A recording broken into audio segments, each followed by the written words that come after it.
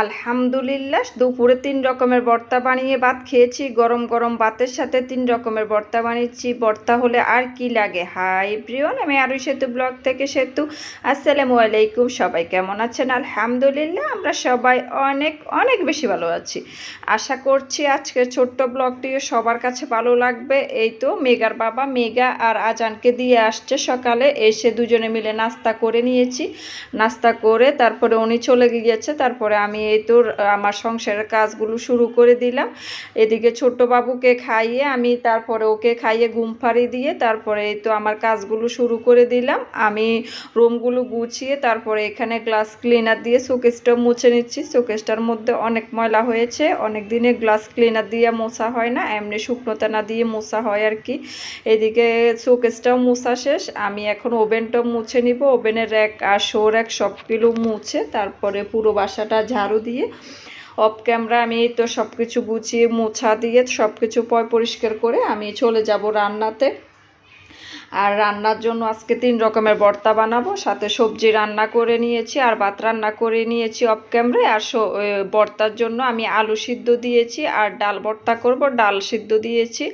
দুইটা সিদ্ধ হয়ে গেলে তারপরে শুটকির ভর্তা বানাবো। শুটকির ভর্তার জন্য পেঁয়াজ মরিচ যা যা আছে সব কিছু টেলে নিব। তারপরে এই তো আমি সব কিছু মোছা শেষ অফ ক্যামেরায়। এদিকে আমি এই তো ভর্তা বানানোর জন্য প্রস্তুতিও নিয়ে নিচ্ছি। আর এখানে মরিচটা আমি আগে ভেজে নিয়েছি আর পেঁয়াজটাও একটু ভেজে নিয়েছি, এটা আলু ভর্তার জন্য।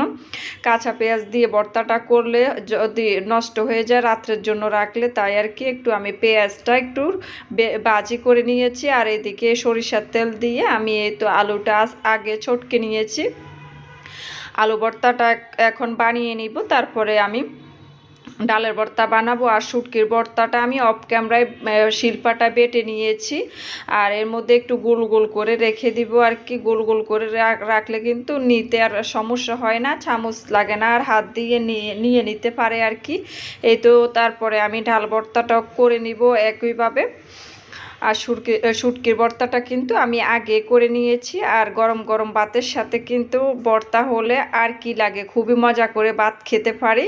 প্রত্যেক দিন কিন্তু মাছ মাংস একদমই ভালো লাগে না, মাঝে মধ্যে ভর্তা হলে কিন্তু মন্দ হয় না। আর এদিকে আমি এই তো ডাল ভর্তার জন্য পেঁয়াজ আর মরিচটা আমি চটকে নিয়েছি, চটকিয়ে তারপরে এখানে ডালটা দিয়ে দিলাম, সরিষার তেল দিয়ে দিয়েছি। দিয়ে এখন ডাল ভর্তাটাও করে আমি গোল গোল করে আলু ভর্তার সাথে রেখে দিব।